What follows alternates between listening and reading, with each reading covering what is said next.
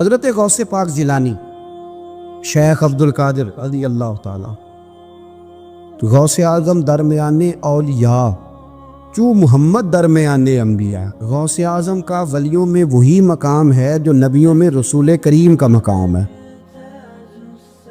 حضرت غوث پاک رضی اللہ تعالیٰ عنہ کو اللہ نے بڑے اعزازات سے نوازا. ایک اعزاز اللہ نے یہ دیا کہ ماں کی طرف سے حسینی ہے، باپ کی طرف سے حسنی سید. نانا بھی اللہ کے ولی، دادا بھی اللہ کے ولی، پھپھی بھی اللہ کی بہت بڑی ولی ہے، بہت بڑی ولی. والد گرامی، آپ نے وہ سیب والا واقعہ تو بڑا ہی سنا ہوا ہے، اس طرف تو میں نہیں جاتا. ماں بھی اللہ کی بہت بڑی ولی ہے. یہ اللہ نا اسباب بناتا ہے، خود ماحول بناتا ہے. آپ کے جو والد گرامی تھے ان کا نام تھا ابو صالح سید موسیٰ جنگی دوست رحمۃ اللہ علیہ. بادشاہ کے کچھ سپاہی تھے جو مٹکے اٹھا کے جا رہے تھے، اور مٹکے تھے شراب کے بھرے ہوئے، مٹکے اٹھا کے جا رہے تھے. حضرت سید محمد موسیٰ جنگی دوست رحمۃ اللہ علیہ بھی قریب سے گزرے. یہ کیا ہے بھائی؟ بدبو سے سمجھ تو گئے. تصدیق کے لیے پوچھا کیا ہے؟ انہوں نے کہا جناب یہ بادشاہ کا سامان لے کے جا رہے ہیں. ہاتھ میں ڈنڈا تھا، 3 مٹکے تھے شراب کے بھرے ہوئے. زور سے ایک ایک ڈنڈا مٹکوں پہ مارا تو مٹکے ان کے سروں پہ ٹوٹ گئے. بادشاہ سلامت. ہم سارے تقریباً بادشاہ سلامت ہوتے ہیں. یہ کسی کی جرت ہے مطلب میرے گھر کے معاملے میں مداخلت کرے ہو؟ پھر بادشاہ ہو. لوگوں نے جا کے بڑی غیبتیں کی، بڑی بڑی کہانیاں سنائیں. اس نے تو توڑ دیا جی مٹکے آپ کے، نے کوئی حال نہیں چھوڑا. تو بادشاہ کہنے لگا بلاؤ سید موسیٰ پاک جنگی دوست رحمۃ اللہ علیہ کو بلا لیا. تو کہنے لگے بادشاہ تمہیں پتا تھا مٹکے کس کے ہیں؟ آپ فرمانے لگے پتا تھا مجھے. کہ کیوں توڑے؟ فرمایا اس لیے توڑے کہ مجھے تیرے اوپر رحم آ گیا تھا، تو اگر شراب پیے گا تو دوزخ میں جلے گا. مجھے رحم آیا تھا، میں نے توڑ ڈالے. تو کہنے لگا آپ کون ہیں؟ تو آپ فرمانے لگے میں محتسب ہوں، میری حساب کتاب لینے کی ڈیوٹی ہے. محتسب ہوں، غلط آدمی کا حساب کروں گا. تو بادشاہ کہنے لگا کس نے ڈیوٹی لگائی آپ کی؟ فرمانے لگے میری ڈیوٹی میرے رب کریم نے لگائی ہے، میری ڈیوٹی اللہ نے لگائی. تأمرون بالمعروف وتنہون عن المنکر. مسلمان کے ذمے ہے اچھائی کا حکم دے گا، برائی سے روکے. یہ ذمہ داری ہے، میری اللہ نے ڈیوٹی لگائی ہے. بادشاہ پہ اتنا روب طاری ہوا کہ کہنے لگا حضور آپ کی بڑی مہربانی، آپ نے یہ کام کیا.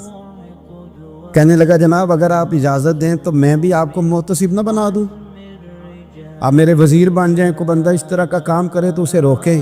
تو آپ فرمانے لگے نہیں، تو اپنی نوکری سنبھال کے رکھ، جسے اللہ ڈیوٹی پہ لگائے اسے پھر بندوں کی ڈیوٹیاں نہیں کرنی چاہیے. یہ اعزاز اللہ نے انہیں دیا، یہ شان رب کریم نے عطا فرمایا.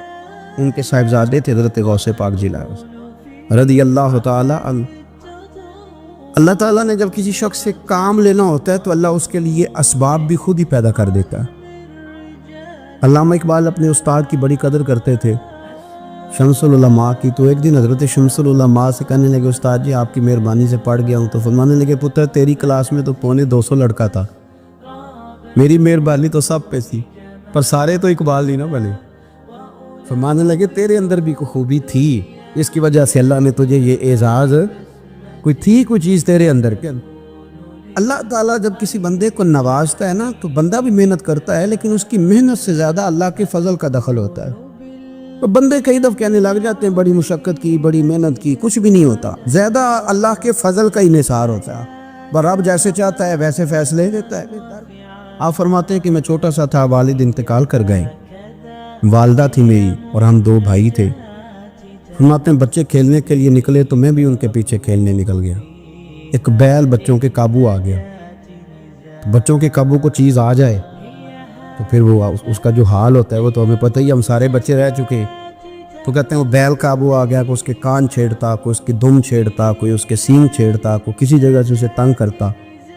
مختلف بچے اس کو نا دم سے پکڑ کے ہلاتے، بیل بھاگتا. حضور غوث پاک فرماتے میں بھی آگے بڑھا، اور میں نے جب اس کی دم پکڑ کے ہلائی تو بیل نے میری طرف منہ کیا اور کہنے لگا عبد القادر تو نانا ایسے کہا.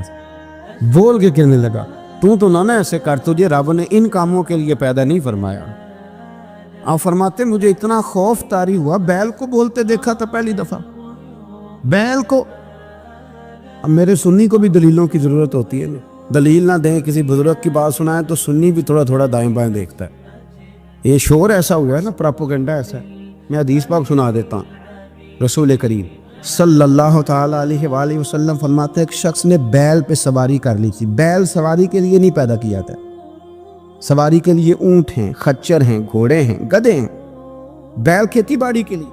اس شخص نے جب بیل پہ سواری کی تو بیل پیچھے مڑ کے دیکھنے لگا اور کہنے لگا یار تو بڑا بیوقوف ہے، بول کے کہنے لگا مجھے اللہ نے سواری کے لیے نہیں پیدا کیا، میرے سے وہ کام لے جس لیے میں پیدا کیا گیا ہوں۔ تو بندہ ڈر گیا، کہنے لگا بڑی حیرانگی والی بات نہیں کہ بیل بولتا ہے۔ تو بیل پھر بول پڑا، کہنے لگا اس سے بھی زیادہ حیرانگی والی بات ہے۔ اس نے کہا وہ کیا؟ کہنے لگے مدینے میں نبی پاک آ گئے ہیں اور تو نے ابھی تک کلمہ ہی نہیں پڑھا، یہ اس سے بھی زیادہ حیرانگی والی بات ہے۔ جامع المعجزات میں حدیث موجود ہے، حضور آ گیا اور تو نے کلمہ ہی نہیں پڑھا۔ وہ شخص کہتا ہے میں سر پٹ دوڑا، جب آ کے سامنے کھڑا ہوا تو حضور مسکرائے اور مایا آ جا پڑھ لے کلمہ، مجھے پتا ہے تجھے کس نے بھیجا ہے۔ اللہ والوں کی باتیں مان لیا کریں۔ میں بڑی ذمہ داری سے کہتا ہوں رب کریم کے کوئی بندوں کی بات کتاب و سنت کے خلاف نہیں ہوتی، وہی تو کتاب و سنت آگے پہنچانے والے ہوتے۔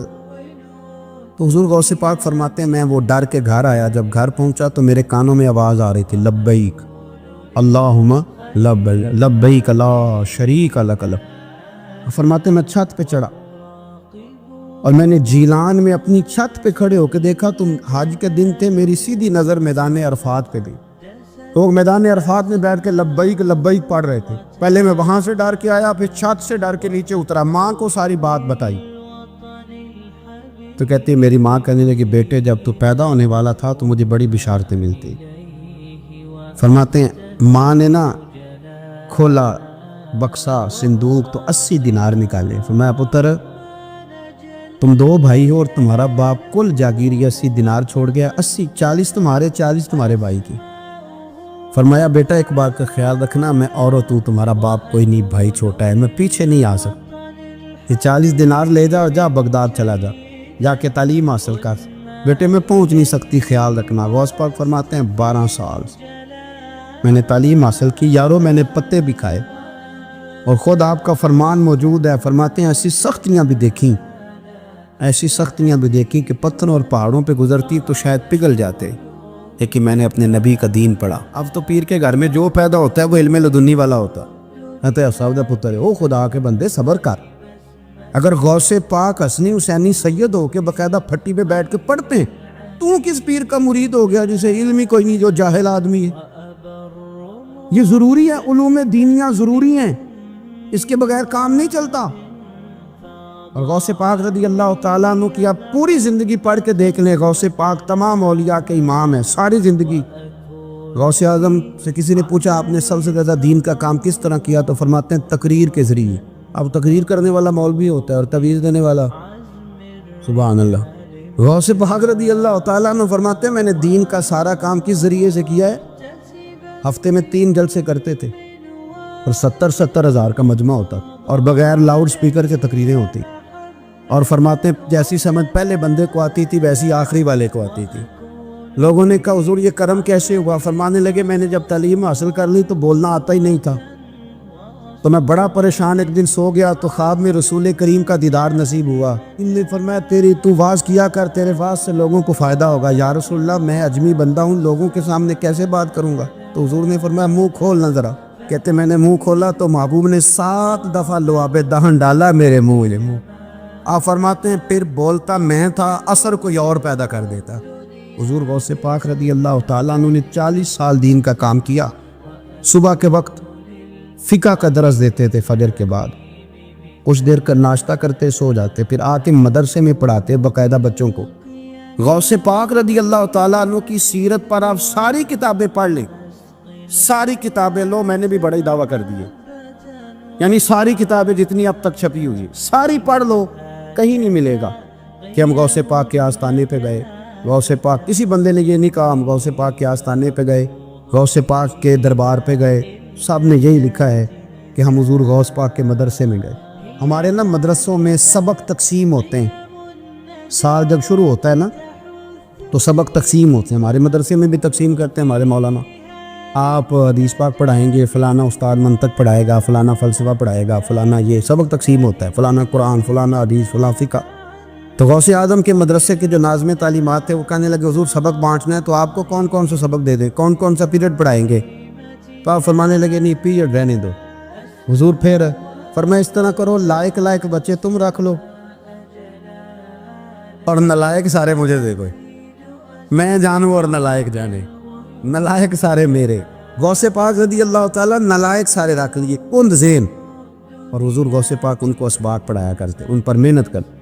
فجر کے بعد فقہ کا درس، 10 بجے مدرسے کی کلاس، زور کے بعد حدیث پاک کا درس، مغرب کے بعد تفسیر بیان کرتے۔ بانج علموں جو کرے فقیری، وہ کافر مرے دیوانہ۔ اور عشاء کی نماز کے بعد ہفتے میں 3 جلسوں سے خطاب، اور یہ سارے کام کر کے نا تو پھر بھی غوث اعظم جب دنیا چلی جاتی تو وضو کر کے مصلی پہ بیٹھ جاتے، اور 40 سال بیت گئے، ساری رات اللہ کی بارگاہ میں عبادت کرتے۔ 40 سال حضور غوث پاک کو اللہ نے بڑا اعزاز دیا، کتابیں لکھی، ڈیوٹی کی، محنت کی، کوشش۔ ایک عیسائی مسلمان دونوں جھگڑا کر رہے ہیں، غوث اعظم گزر رہے ہیں، جھگڑا ہو رہا ہے۔ عیسائی مسلمان سے کہتا ہے ہمارے نبی صلی اللہ علیہ وسلم نے مردے زندہ کیا، تمہارے نبی نے بھی کو کیا تو بتاؤ۔ مسلمان پڑھا ہوا نہیں تھا، حالانکہ نبی پاک نے بڑے مردے زندہ کیے، پڑھا نہیں تھا، بتا نہ سکا۔ غوث اعظم کے کان میں آواز گئی تو جا کے عیسائی کا بازو پکڑ کے جھنجھوڑا، فرمانے لگے کیا کہا تم نے؟ میرے مصطفیٰ نے مردہ زندہ کیا تو بتاؤں؟ فرمایا تو نبی پاک کی چھوڑ، میں غلاموں کا غلام ہوں، میں غلاموں کا غلام ہوں، مجھے بتا کون سا مردہ زندہ کرنا۔ تو چھوڑ حضور کی بات نہ کر، میں غلاموں کا غلام ہوں، مجھے بتا کون سا مردہ زندہ کرنا ہے۔ پرانی قبر پہ لے گیا، کہنے لگا دی اگر نہ ہوا تو؟ غوث اعظم فرمانے لگے جو تو کہے گا وہ میں کروں گا۔ تو کہنے لگے اگر ہو گیا تو؟ اگر تو غوث اعظم کہنے لگے نہ میرے خانقاہ پہ جھاڑو دینا، نہ میرے برتن مانجنا، نہ میرے گھر کا سودا لانا، اگر زندہ ہو گیا تو بس میرے نبی کا کلمہ پڑھ جانا، بس میرے رسول کا کلمہ پڑھ جانا۔ اللہ اکبر۔ اس نے جو سب سے پرانی قبر تھی نا، وہ کہتا ہے یہ ہمارے دادا نے بھی نہیں دیکھا تھا بندہ کون ہے، اس قبر پہ کھڑا ہو کہنے لگا اس کو زندہ کرے۔ تو غوث اعظم رضی اللہ تعالیٰ عنہ قبر کے سرانے کھڑے ہوئے تو دعا کرنے لگے، کہنے لگے مولا اپنے لیے نہیں، تیرے رسول کے لیے۔ پھر فرمایا قم باذن اللہ، اٹھ اللہ کے حکم کے ساتھ۔ ایک عورت کلمہ پڑھتی ہوئی کھڑی ہو گئی، اور کھڑی ہو کے اس نے پہلا جملہ کہا تو کمال کر دی، کہنے لگی میرے نصیب دیکھو، میں بنی اسرائیل کی تھی، عبد القادر تیرے صدقے جاؤں، تو نے مجھے کھڑا کیا ہے تو اللہ نے مجھے مصطفیٰ کا کلمہ پڑھنے کی توفیق دے دی، تیرے قربان جاؤں عبد القادر، تیری کیا بات ہے؟ اب وہ بندہ دوڑ دوڑ کے غوث اعظم کے قدموں میں آیا، فرمانے لگے نا کلمہ میرے مصطفیٰ کا پڑھنا ہے، حضور کا غلام بننا ہے۔ او بھائیو، حضرت شیخ عبد القادر جیلانی، حضور غوث اعظم رضی اللہ تعالیٰ عنہ، معمولی بات نہ سمجھنا، حضور غوث اعظم رضی اللہ تعالیٰ عنہ فرماتے ہیں میں قدم نہ لگاؤں تو اللہ ولایت ہی نہ دے، میں قدم نہ لگاؤں تو اللہ ولایت نہ دے۔ ایک آدمی سے حضور غوث پاک ناراض ہو گئے، ایک شخص نکل جا میرے آستانے سے، دعا منگیا کرو سنگیو، کتے مرشد نہ رس جاوے، جنہ دے پیر رس جاندے، وہ جیوندے بھی وہ مرے ہی رہن، چل دوڑ جا، نکل جا۔ وہ کہتا ہے میں 300 ولی کے پاس گیا ہوں، 300، ہر ایک سے کہا میرے لیے دعا کرو۔ تو وہ کہنے لگا جسے عبد القادر دھتکار دے اس کو کوئی سینے سے لگا سکتا؟ چل واپس چلا جا۔ آ کے قدموں میں بیٹھ گیا، کہنے لگا سونے معاف کر دے۔ فرمانے لگے تو نے دیر کر دیا، میں تو کب سے معاف کیے بیٹھا ہوں، تو نے دیر کی آنے میں تو رسول اللہ کا غلام ہوں، اور حضور نے معاف کرنا سکھایا ہے۔ حضور غوث پاک واز کرتے، نصیحت کرتے، اور چونکہ نہ شہرت کے لیے، نہ مال کے لیے، نہ نوٹوں کے لیے، اس لیے غوث اعظم جب تقریر کرتے نا، ایک دن بغداد میں بارش شروع ہو گئی، خطاب ہو رہا تھا، لوگ بکھرنے لگے تو 2 جملے غوث پاک کے، کہنے لگے یا اللہ تو دلوں کے بھید جانتا ہے، اگر بندے میں نے اپنی ذات کے لیے اکٹھے کیے ہیں تو تیز بارش برسا، دوڑا دے سارے، اگر تیرے لیے اکٹھے کیے ہیں تو پھر بھی تیری مرضی، رکھنے ہیں تو رکھ، بھیجنے ہیں تو حضرت یحییٰ کہتے ہیں سارے بغداد میں بارش ہوتی تھی، پر جہاں غوث اعظم کی محفل ہوتی تھی وہاں کوئی نہیں ہوتی تھی، وہاں کوئی نہیں ہوتی۔ غوث اعظم تقریر کرتے، کبھی کبھی وجد آتا تھا، کبھی کبھی ایک ماحول ہوتا ہے نا، کبھی کبھی حضور غوث اعظم وجد میں آتے تھے، کبھی کبھی اللہ کی دریائے رحمت کو بھی کبھی کبھی جوش آتا ہے۔ اور میرے حبیب فرماتے ہیں وہ پہلے آسمان پر نزول جلال کرتا ہے جو اس کی شان کے لائق، اور فرماتا ہے بندو مانگ لو، جو مانگو گے میں دے دوں گا۔ میرے محبوب کے دریائے رحمت کو بھی جوش آتا تھا۔ حضور فرماتے تھے آج پوچھو جس نے جو پوچھنا ہے پوچھو، حضور فرمایا کرتے تھے۔ ایک دن حضرت ربیہ بن کعب سامنے کھڑے ہیں تو میں سالی یا ربیہ، ربیہ جو دل کرتا ہے مانگ لے، تیرا نبی تجھے دے دے گا۔ کبھی کبھی دریائے کرم جوش میں، تو غوث اعظم کو کبھی کبھی جوش آتا تھا۔ ایک دن تقریر کرتے کرتے کرتے کرتے جذبات میں آ گئے، جوش میں، یوں نظر اٹھائی تو حضرت خضر گزر رہے تھے اوپر سے، اور جوش جذبات میں فرمانے لگے او بنی اسرائیل کے ولی، ذرا نیچے تو اتر، ذرا محمد عربی کے غلام کی بھی چند باتیں سن کے جا، تجھے سناؤ رسول اللہ کے غلام کس طرح کے ہوتے ہیں۔ عالم وجد میں، کیف میں تھوڑی دیر گزری تو تڑپنے لگی۔ مجمع پہ سکوت طاری، لوگ سمجھ نہیں رہے ہو کیا رہا۔ ایک آپ کے خلیفہ تھے حضرت علی بن ہیتی، وہ دیوار کے ساتھ ٹیک لگا کے سو رہے، سارا مجمع دم بخود ہے، یہ کیا ہونے لگا؟ غوث پاک اٹھے، تقریر وہیں رہ گئی، علی بن ہیتی کے پاس جا کے یوں ہاتھ باندھ کے کھڑے ہو گئے، اور دیر تک نبی پاک پہ درود پڑھتے رہے۔ ان کی آنکھ کھلی تو وہ بھی روئے، غوث اعظم بھی روئے، دعا ہو گئی، جلسہ ختم۔ غوث پاک سے تو پوچھنے کی طاقت ہی نہیں تھی نا کسی کی، ان سے کون پوچھے؟ لوگ حضرت علی کے پاس، حضرت علی بن ہیتی رحمت اللہ علیہ، حضور یہ کیا ہوا؟ ہمیں سمجھ نہیں آئی۔ آپ فرمانے لگے تمہیں کیا بتاؤں، تم کسی معمولی پیر کے ماننے والے نہیں ہو، میں آج غوث اعظم کی محفل میں بیٹھے بیٹھے ہی مدینے پہنچ گیا ہوں، اور مجھے رسول اللہ کے جلوے نظر آنے لگے ہیں، پر میرے شیخ کا کمال دیکھو، جو میں خواب میں دیکھ رہا تھا عبد القادر ظاہری آنکھوں سے نظر فرما رہا ہوں، ظاہری آنکھوں سے، عالم وجد میں، کیف میں، سرور میں۔ اور جب غوث اعظم تقریر کرتے تھے نا تو 50 آدمی اس کونے سے کھڑے ہوتے تھے، کہتے تھے حضور ساری زندگی گناہ کیے ہیں، اب توبہ کرتے ہیں، اب دوبارہ گناہ نہیں کریں گے۔ اس کونے سے 15 کھڑے ہوتے تھے، حضور ڈاکے ڈالے ہیں ساری اوپر، اب توبہ، آپ کی بات نے دل بدل دیا ہے، اللہ نے توفیق ہدایت دے دی۔ ادھر سے 10 کھڑے ہوتے، حضور سود کا دھندا، چوری کا دھندا، آج کے بعد توبہ۔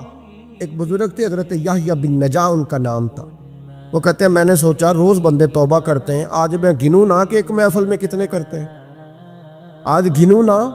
اب تو کاؤنٹنگ کے مختلف ذرائع ہیں نا، کیلکولیٹر ہے، باقی چیزیں۔ اس زمانے میں یہاں گٹھلیاں ہوتی تھی کھجور کی، بندے کچھ چیز گننی ہوتی تو گٹھلی ڈالتے، یا لوگ دھاگا لے جاتے تھے، ہر دھاگے پہ گرا لگاتے تھے، ایک گرا دوسری گرا۔ وہ کہتے ہیں میں نے نا اپنے پلو کے چادر کے نیچے دھاگا چھپا لیا، ایک بندہ توبہ کرنے اٹھا تو گرا ڈال دی، دوسرا اٹھا تو دوسری گرا ڈال دی، تیسرا اٹھا تو تیسری۔ کہتے ہیں اچانک بندے زیادہ ہو گئے، اب میری سپیڈ ہی بڑی کم تھی، میں کوشش بڑی کرتا پر بندے زیادہ۔ کہتے ہیں بڑی کوشش کی پر میں پورا ہی نہ ہوں۔ کہتے ہیں جب میں تھک گیا نا اور تھوڑا سا میرا سانس بھی پھولنے لگا، پریشان بھی ہوا، تو غوث پاک نے میری طرف دیکھا اور دیکھ کے مسکرائے، اور مسکرا کے فرمانے لگے یحییٰ میں دلوں کی گرے کھولتا جا رہا ہوں، تو بند کرتا جا رہا ہے، میں گرا کھول رہا ہوں، تو گرے لگا رہا ہے، اور چھوڑ دے یار، تجھ سے نہیں گنا جائے گا۔ یہ عبد القادر کی وجہ سے توبہ نہیں کر رہے، خدا کے فضل کی وجہ سے کر رہے ہیں، اور اللہ کا فضل گنا جا سکتا نہیں، شمار کیا جا سکتا، فرمایا نہ کر۔ آپ نے 40 سال لوگوں کو تبلیغ فرمائی، ہزاروں یہودیوں نے کلمہ پڑھا، لاکھوں نے، عیسائیوں کا بڑا عالم تھا۔ وہ کہتا ہے میں پوری انجیل پڑھتا تھا، جتنے نسخے تھے سب مجھے یاد سے، لیکن میں متاثر ہو گیا اسلام سے۔ یمن کا رہنے والا تھا، میں نے ایک ٹھان لی اس کے ہاتھ پہ کلمہ پڑھنا ہے جو اس وقت نبی پاک کی امت میں سب سے زیادہ شان والا ہو۔ کہتے ہیں میں سویا تو خواب میں جناب عیسیٰ کا دیدار ہوا، اور مجھے کہنے لگے تلاش کرنے کی ضرورت ہی کوئی نہیں، بغداد چلا جا۔ بغداد حضور غوث پاک کی بارگاہ میں فرمانے لگے اس وقت نبی پاک کی امت میں سب سے زیادہ شان اللہ نے حضور غوث اعظم کو عطا فرمائی، شیخ عبد القادر جیلانی رضی اللہ تعالیٰ۔ غوث پاک، ہم کوئی دیوانے لوگ نہیں یا ہمیں شعور نہیں، کہ ہمیں عقل نہیں. غوث اعظم نے 40 سال عشاء میں وضو کیا اور فجر تک اللہ کی عبادت. فرماتے ہیں میرے مالک نے کہا عبد القادر کچھ مانگ لے. نہ اپنے لیے مانگا نہ اولاد کے لیے. کہنے لگے مولا قیامت تک جو میرا نام لے نا اسے بغیر توبہ کے مرنے نہ دینا, مرنے لگے تو توبہ کی توفیق دے دینا. فرماتے ہیں میرے مالک نے وعدہ کیا ہے جو میرا ماننے والا ہوگا بغیر توبہ کے نہیں مرے گا. اور حضور غوث پاک رضی اللہ تعالیٰ عنہ فرماتے ہیں میں تو قیامت میں بھی اتنی دیر جنت میں نہیں جاؤں گا جب تک سارے مرید نہ ساتھ چلے جائیں. امام محمد ایک بزرگ گزرے ہیں, لطف کی باتیں چھیڑ دی ہیں میں نے, آج مضمون لطف کا ہے نا. امام محمد حضرت امام اعظم کے شاگرد ہیں. ان کے پاس ایک بندہ آیا, کہنے لگا حضرت صاحب مسئلہ پوچھنا ہے. فقہ کے امام تھے. کہا پوچھو مسئلہ. وہ کہنے لگا حضور میں منڈی گیا تھا تو ایک ٹوکری لایا ہوں. کیا ہم کیا کہتے ہیں, پیٹی کہتے ہیں کریٹ کہتے ہیں, دونوں کہتے ہیں. تو کہتے ہیں وہ میں ایک پیٹی لایا ہوں, ایک ٹوکری سیب کی بھری ہوئی. حضور اب میں نے کھول لیا تو آدھے صحیح ہیں آدھے خراب ہیں, آدھے ٹھیک ہے آدھے خراب ہے, تو میرے لیے فتویٰ کیا ہے, صحیح رکھ کے باقی واپس کر دوں؟ تو امام محمد فرمانے لگے نہیں, شریعت کہتی ہے یا سارے رکھ یا سارے واپس کر. یہ کہے تو رونے بھی لگ گئے ساتھ. تو کہنے لگا حضور مسئلہ مجھے بتایا ہے, اور رونے آپ لگ گئے. کہنے لگے مجھے بھی کوئی بات یاد آ گئی ہے. قیامت میں جب کسی استاد کے شاگرد جائیں گے, کسی پیر کے مرید جائیں گے, اور کہنے لگے جب مصطفیٰ کے غلام جائیں گے, جب غوث اعظم کے ماننے والے جائیں گے تو کچھ اچھے ہوں گے کچھ برے ہوں گے, تو ہم بھی کہیں گے یا اللہ یا سارے رکھ یا سارے بھیج یا سارے رکھ یا. تو فرمایا رب کریم نیکوں پہ ظلم تو کرے گا نہیں, اس لیے امید ہے وہ کہے گا میں نے جنت کھول دی ہے, لہذا رسول اللہ کی ساری امتی جنت میں داخل ہو جائے, ساری امتی جنت میں داخل ہو جائے. پیش حق مجدہ شفاعت کا سناتے جائیں گے, آپ روتے جائیں گے, ہم کو ہنساتے جائیں گے, باغ جنت میں محمد مسکراتے جائیں گے, پھول رحمت کے گریں گے, ہم اٹھاتے جائیں گے. حشر میں ہوگا ہمارا داخلہ اس شان سے, ہم یا رسول اللہ کا نعرہ لگاتے جائیں گے, یا رسول اللہ کا نعرہ حضور غوث پاک رضی اللہ تعالیٰ عنہ فرمانے لگے میں نے عرض کی مولا میرا نام لینے والے بغیر توبہ کے نہ مرے. تو فرمایا عبد القادر جب وعدہ رہا جو تیرا نام لے گا مرنے سے پہلے توبہ کی توفیق دے دو. ان نسبتوں کو لوگ معمولی سمجھتے, ان کو معمولی جانتے, اور حضور غوث پاک. ایک بات مجھے پسند بڑی ہے, اگرچہ میں نام نہیں لینا چاہتا کس نے لکھی ہے, میں نے لیا بھی تھا کئی دفعہ, لیکن بات بڑی کمال ہے, غیروں کی ہے, اور میں نے تو اس ایک حوالے کے لیے پوری کتاب 10 جلدوں کی منگا کے رکھی ہوئی ہے, ایک حوالے کے لیے, ایک بات کے لیے. غوث اعظم کا دھوبی فوت ہو گیا. کون؟ پتہ نہیں آپ کو بھی اتنا ہی مزہ آ رہا ہے جتنا مجھے آ رہا ہے. حضور غوث اعظم کا دھوبی فوت ہو گیا, کپڑے دھوتا تھا. تو بعد میں اس دھوبی کو کسی نے خواب میں دیکھا تو پوچھا کیا بنا, تو کہنے لگے کچھ بھی نہیں. فرشتے نے آ کے پوچھا مال ربو کا, رب کون ہے؟ تو میں نے کہا میں تو غوث پاک کا دھوبی ہوں. اس نے پوچھا ماں دینوں کا تیرا دین کیا ہے؟ تو میں نے کہا میں غوث پاک کا دھوبی ہوں. فرشتہ پھر کہنے لگا تو کیسا دیوانہ ہے, میں کہہ رہا ہوں کہ اللہ کا پتہ بتا, رب بتا, تو غوث پاک کا بتا رہا ہے. کہتے ہیں 2-3 دفعہ کہا, جاگ رہے ہیں آپ لوگ, 2-3 دفعہ کہا. وہ بار بار یہی کہتا کہ میں غوث پاک کا, میں غوث اعظم کا دھوبی ہوں. کہتے ہیں حضور غوث اعظم اس کی قبر میں تشریف لائے. قبر میں قبر میری تے میرے اپیرا جے کر پاویں پھیرا, قبر میری تے میرے اپیرا جے کر پاویں پھیرا, قبر دے وچوں ہڈیاں اٹھ کے مجرا کر سن تیرا. حضور غوث اعظم قبر میں آئے اور فرمانے لگے کیوں تنگ کرتے ہو میرے ماننے والے کو, کیوں تنگ کرتے ہو میرے, یہ کوئی لوارث ہے اس کو تنگ کر رہے ہو؟ کہا حضور اللہ کا پتہ بتاتے ہیں تو آپ کا بتاتے ہیں. فرمانے لگے تمہیں سمجھا رہا ہے, یہ تمہیں سمجھا رہا ہے کہ عبد القادر کے تو کوئی دروازے سے گزر جائے تو اسے خدا یاد آ جاتا ہے, اس نے تو ساری زندگی کپڑے دھو کے دیے. یہ تمہیں بتا رہا ہے کہ مجھے رب بھولا, ان کے تو گلی سے گزر جائے تو اللہ اللہ کرنے لگتا ہے, اور میں نے ساری زندگی کپڑے دھوئے ہیں, میں نے ساری زندگی ڈرائیوری کی ہے, میں نے ساری زندگی نوکری کی ہے, میں تابع دار رہا ہوں, مجھے رب بھول گیا ہے. فرماتے ہیں حضور غوث اعظم نے فرمایا مجھ سے پوچھو کیا پوچھنا ہے, مجھ سے پوچھو. فرشتے کہنے لگے ہم پوچھتے ہی نہیں, ہم پوچھتے ہی نہیں, عبد القادر جانے اور خدا جانے. بات ختم ہو گئی. میرے غوث پاک رضی اللہ تعالیٰ عنہ کو اللہ نے جو کمالات عطا فرمائے, حضور غوث اعظم کو اللہ تعالیٰ نے جو مرتبہ, آج بھی ہمارے کچھ دوست گئے ہوئے ہیں بغداد شریف. بغداد شریف کہتے ہیں یار قربان جائیں, ساری دنیا دیکھی ہے. سویرے اٹھ کے دروازے پہ دستک دیتے ہیں خادم, کہتے ہیں کون سا کھانا کھانا پسند کریں گے. یہ عبد القادر کا آستانہ ہے, یہ غوث پاک کا دربار ہے. آپ جو کہیں گے وہ پک کے آپ کی میز پہ پہنچے گا, اس لیے کہ یہ غوث اعظم کا دروازہ ہے. یہ قیامت تک کھلا ہے فقیروں کے لیے, غریبوں کے لیے, مجبوروں کے لیے. غوث اعظم دریائے دجلہ پہ کھڑے تھے تو غریب رو رہا تھا. فرما کیوں روتے؟ اس نے عرض کی حضور غریب ہوں, ملا سے کہا تھا دھار سفر کرا دے ادھار, اس نے کرایا نہیں. رو رہا ہوں کہ پیسے ہوتے تو رسوا تو نہ ہوتا, ضروری کام تھا دریا کے اس پار. غوث اعظم دوڑے گئے, 100 دینار لائے.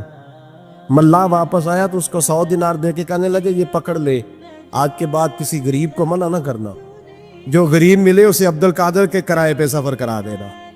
زندگی سخاوت سے بھری ہوئی تھی تو آج بھی ان کا آستانہ سخاوتیں بانٹ رہا ہے. حضرت بشر عافی رحمۃ اللہ علیہ سے سارا زمانہ پیار کرتا تھا.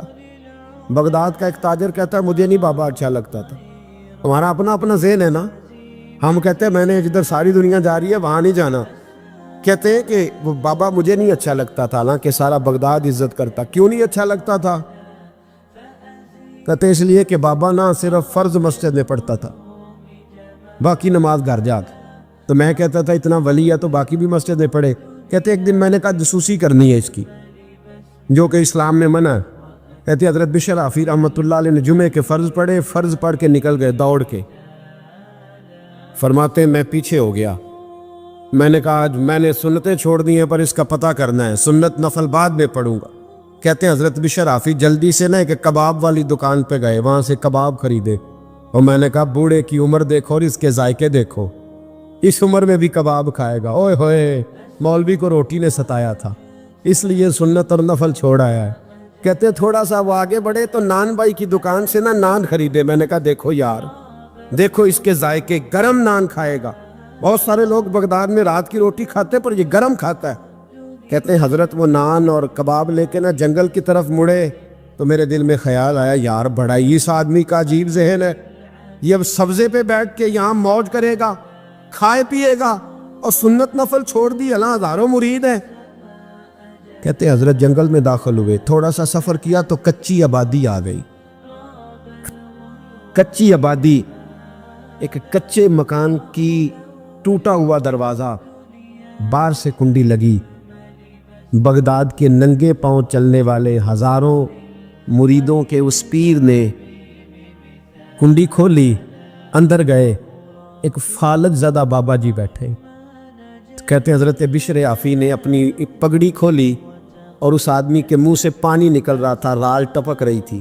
کہتے پہلے اپنی پگڑی سے منہ صاف کیا, پھر پیالے سے پانی ڈال کے منہ دھویا, پھر حضرت اس کے ٹانگوں پہ کپڑا ڈال کے روٹی کا لقمہ توڑ کے اس کے منہ میں ڈال کے کہنے لگے بابا ناراض نہ ہونا, جمعے والے دن مجھے دیر ہو جاتی ہے, ابھی تو میں نے سنت اور نفل بھی پڑھنے ہیں, ناراض نہ ہونا مجھے دیر ہو جاتی ہے. کہتے ہیں وہ بابا رو پڑا اور کہنے لگا بشر یار 14 سال ہو گئے تو روز آتا ہے. 14 سال, یہ 1 صدی کا قصہ ہے, 2-4 برس کی بات نہیں. 14 سال سے تو روز آتا ہے. میں پتہ نہیں کب تک لاش بنے پڑا رہوں گا, تو کب تک آئے گا؟ حضرت بشر عافی نے بابے کے آنسو پوچھ کے کہا بابا فکر نہ کر, آج کے بعد یہ جملہ نہ کہنا کہ تو میرے لیے بوجھ ہے. فرمایا لوگ سمجھتے ہیں کہ میں نے عبادت کر کے مقام پایا ہے, لوگ سمجھتے ہیں میں نوافل زیادہ پڑھتا ہوں, دنیا جانتی ہے کہ میری رات کی تسبیح زیادہ مضبوط ہے, اور میں ان میں سے کوئی بات بھی نہیں. میں تو تیری نوکری کرتا ہوں تو اللہ نے میری عزتوں میں اضافہ فرما دیا ہے. سوچ ہی صاف نہیں, نظریہ ہی ٹھیک نہیں, فکر ہی ٹھیک نہیں. اسلام نظریے کا مذہب ہے, سوچ کا. مسند امام احمد بن حنبل کی حدیث سنی, حضرت انس بن مالک فرماتے ہیں جب انسان نے روزہ رکھا ہوتا ہے نا تو روح ویسے ہی پاک ہوتی ہے اس کی. میں نے یہ سوچا کہ کچھ باتیں ایسی کی جائیں جس سے تھوڑی سی سوچیں بھی تبدیل ہو, کچھ سوچوں کا وضو, سوچوں کا غسل, افکار و نظریات کی بھی بات ہو. ہم سمجھتے ہیں کہ شاید کثرت عبادت اصل ہے. اقبال کہتے ہیں یہ ذکر نیم شبی، یہ مراقبے، یہ سرور، تیری خودی کے اگر نگہباں نہیں تو پھر کچھ بھی نہیں. تیری خودی کے اگر، اور پھر عام چیز نہیں کہا یہ ذکر نیم شبی، سویرے سحری کا ذکر، یہ مراقبہ، یہ جو تو گھنٹوں اللہ کی یاد میں بیٹھا رہتا ہے، یہ سرور. کہتے بے کیف عبادت نہیں، سرور والی. یہ ذکر نیم شبی، یہ مراقبے، یہ سرور، تیری خودی کے اگر نگہباں نہیں، اگر تیرے نظریے کو نہیں بدل سکے، تیری سوچ نہیں بدل سکے، تیرا ایمان مضبوط نہیں کر سکے، تیری خودی کے اگر نگہباں نہیں تو پھر کچھ بھی نہیں. اور خرد نے کہہ بھی دیا لا الہ الا اللہ تو کیا حاصل؟ دل و نگاہ، دل و نگاہ، دل و نگاہ اگر مسلمان نہیں تو پھر کچھ بھی نہیں. دل و نگاہ. اقبال کہتے ہیں ایک دل کا کلمہ پڑھ، دوسرا نظر کا کلمہ پڑھ، ان پہ پابندی لگا. دل و نگاہ اگر مسلمان نہیں تو پھر تو کچھ بھی نہیں، کچھ بھی نہیں. حضرت انس بن مالک کہتے ہیں میں حضور کے پاس بیٹھا تھا، حضرت عبداللہ ابن عمر بھی بیٹھے تھے، کوئی بات ہو رہی تھی، ایک حجرے میں بیٹھے تھے، دروازے پہ دستک ہوئی. مسند امام احمد میں حدیث ہے، نبی پاک علیہ السلام نے فرمایا انس دروازہ کھولو. دروازے پہ وہ بندہ ہے جس کو اللہ بغیر حساب کتاب جنت عطا فرمائے گا، وہ بندہ ہے دروازے پہ. حضرت انس بن مالک کہتے ہیں میں نے دروازہ کھولا تو بندہ دیکھا، غریب سا ایک انصاری صحابی، اور بندہ بڑا سادہ، وضو تازہ کر کے آیا تو پانی کے قطرے داڑھی سے بہہ رہے، اور چمڑے کے جوتے اس نے لپیٹ کے تو بغل میں چھپائے ہوئے. آ کے عطایات کی حالت میں بیٹھا، حضور سے دو چار باتیں کی، چلا گیا. ہم اس کا رنگ دیکھتے رہے اور مصطفیٰ کا کرم دیکھتے رہے. اس کو حضور نے جنتی کہا ہے. کہتے ہیں اگلے دن اسی ٹائم اسی وقت ہم حضور کے پاس بیٹھے تھے، پھر دروازے پہ دستک ہوئی. حضور نے فرمایا دروازہ کھولو، دروازے پہ وہ بندہ ہے جسے اللہ بغیر حساب کتاب جنت عطا فرمائے گا، بغیر حساب. کہتے ہیں دروازہ کھولا، اور جیسے ہی میری نظر پڑی بندہ بھی وہی ہے جو کل آیا تھا، اور انداز بھی وہی ہے جو کل تھا، اسی طرح پانی کے قطرے، اسی طرح جوتے بغل میں. السلام علیکم، کل حضور فلاں بات کی تفصیل پوچھنی مجھ سے رہ گئی تھی، غلطی ہوگی، دوبارہ آیا ہو. اس نے اپنی گفتگو کی، چند جملوں میں بات سمیٹی، چلا گیا. فرماتے اتفاق کی بات کے دن تیسرا، بندے بھی ہم دونوں، میں اور عبداللہ ابن عمر. حضرت انس بن مالک کہتے ہیں دونوں بیٹھے تھے، سیم ٹائم سیم ڈے. پھر دستک ہوئی، حضور نے فرمایا دروازہ کھولو، اور مسکرا کے فرمایا دروازے پہ وہ بندہ ہے جسے اللہ بغیر حساب کتاب جنت عطا فرمائے گا. کہتے ہیں کھل اٹھے ہمارے چہرے، باہر گئے، دستک ہوئی تھی، دروازہ کھولا. فرماتے مجھے یقین تھا وہی ہوگا جو 2 دن پہلے آیا تھا، اور میرے یقین کے مطابق ہی کام ہوا. وہی بندہ تھا جو کل بھی تھا، جو پرسوں بھی تھا، حالت اور کیفیت اور انداز بھی وہی تھا. پانی کے قطرے بہہ رہے ہیں، اور اس شخص نے جوتے بغل میں دبائے ہوئے خدمت میں حاضر ہوا، بیٹھ گیا، بات چیت کی، چلا گیا.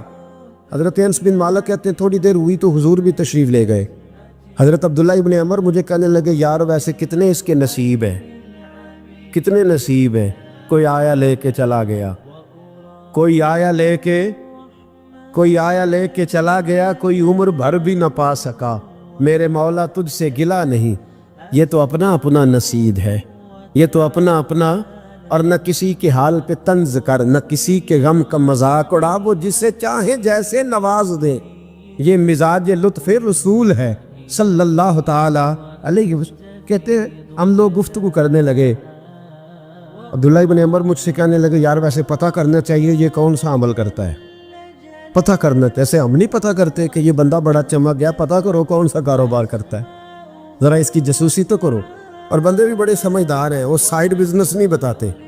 وہ کہتے ہیں وہ جو میرا علیحدہ ہے وہ نہیں بتانا، کہیں یہ نہ شروع کر لے. حالانکہ انسان کے پاس جو خوبی، جو اللہ نے اسے دولت دینی ہوتی ہے، وہ اپنا اپنا نصیب ہوتا ہے، وہ گھر میں بیٹھے بھی اللہ عطا کر دیتا. وہ کہتے ہیں کہ پتہ کرو کیا عمل کرتا ہے. تو حضرت عبداللہ ابن عمر کہتے ہیں میں اس کے پیچھے ہو گیا، اس سے سلام لی. تو میں نے کہا مجھے 2-3 دن کے لیے مہمان بنا لو گے؟ مان نہ مان، میں تیرا مہمان. 2-3 دن کے لیے مہمان بنا لو گے؟ تو کہتے ہیں مجھ سے کہنے لگا کو گھر میں جھگڑا ہو گیا، کیونکہ پڑوس میں تو تمہارا، قریب ہی تو تمہارا گھر ہے، میرے مہمان بننے کو جھگڑا ہے. تو میں نے کہا چلو ایسے ہی سمجھ لو پر مجھے مہمان بنا لو. کہتے میں 3 دن اور 3 راتیں اس شخص کے ساتھ رہا. وہ کتنا صدقہ کرتا ہے میں نوٹ کرتا رہا, نماز کتنی پڑھتا ہے اس کا کیا. میں چاہتا تھا کہ وہ عمل مجھے ملے. اس کی برکت سے مصطفیٰ نے اسے 3 مرتبہ جنتی فرمایا ہے تاکہ وہ کیفیات مجھے بھی ملے. حضرت عبداللہ ابن عمر کہتے کہ میں نے کوئی خاص چیز نہیں دیکھی. وہ عشاء پڑھتا تو فجر تک بستر پہ کروٹیں لیتا اور میں الحمدللہ اٹھ کے تہجد بھی پڑھتا, نوافل بھی پڑھتا. کہتے ہیں وہ 1 سپارہ پڑھتا, میں 3 پڑھتا. فرماتے اس نے 3 دنوں میں کھجور بھی صدقہ نہیں دی, کہ کھجور بھی, اور میں نے بڑے بڑے غریبوں کی مدد کی. میں کہنے لگا کہ عمل تو میرا زیادہ ہے اس سے, پھر خوبی کیا ہے.